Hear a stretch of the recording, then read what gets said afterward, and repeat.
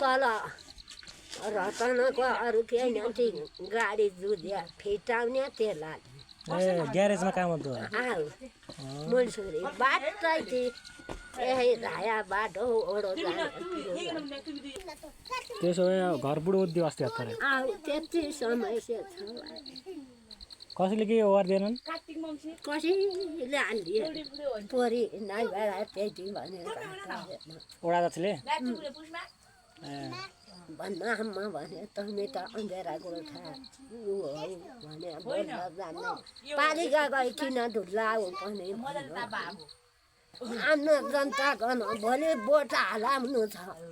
एकाकन नभए यस्तो कालीकोट मुन ल्याऊ ओरी घट्या खेत परी घट्या घाट त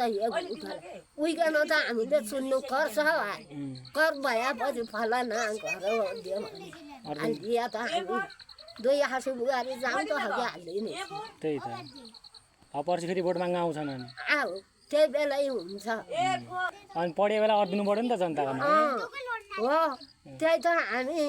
पढाइचोटि अन्य भन्यो तिनको अन्य त्यो के घर दियो फलानाको भने रिबत थाली जे कहीँ मगाइदियो त हामी 4 भन्दा 5 हालिदिने थियौँ भोट हाल्ला क्या थियो आम्ना मुनो हरियाया मैले अबरी पालिका त निनु मामा गर्न म रुक्काउँदै हाल्दिउँ भनेर खसीका बाबको केही गएन भनिदिया म रुक्काउँदै हाल्यौँ भन्ने बेला माउले बग्याएको माटीले बग्या त्यसले रुकाउँदा हाल्यौँ भने कारगाउँ पुरो कहली हामीले भनिसके कैका ढाल ढल्ला भनेनन् बाए ऐति पनि भने अर्ध गएर 2000 3000 खर्च खुवाई पुलिस आई हेराइकन झ्याक्कै हर्याएको पालिका गएर ऐति तमी बोट पनि मैबाट लिँदैनौ केही पनि हट्दैन लुटुका मेरा छोराले खुवाया पियाया पुलिस हो म भन दिदेऊ भनेर भन्ने बाहे त्यही अहिले नि त्यो छोरा पत्तो त हाम्रो गर्न काँसा थाल मिल्काइ भएको छ अहिले कान्छो हुने पतुरी दाना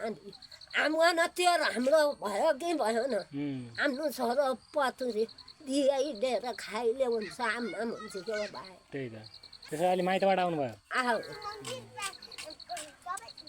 क्या ल्याउनु भयो त माइतबाट